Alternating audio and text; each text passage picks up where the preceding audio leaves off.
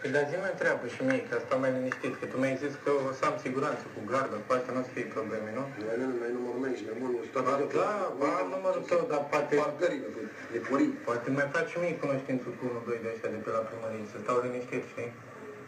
Băi, tată, dacă unul ți-a dat arabă așa, nu te mai deranjează nimeni. Păi da, mă, dar tu ai vorbele tale, mi-ai zis cu ea de la primărie, ca să n-am probleme. Ca să n-am probleme. Da, ia altele și mine la primărie îți fac cu detalii. Și mai zi-mi treabă. Mă zic eu unul șmecherul aici, care el e tatăl. Marius, nu știu cum. Marius pe la chestii de autorizație. A, tu ești pe blat pe el. Odată ce o are de ajat, ce să mai... Că mă zic că ăla e... Zi-mi că am înțeles că ăsta e miezul. Ce te ai pe bunii cu el? Dacă suntem la aceeași tagmă...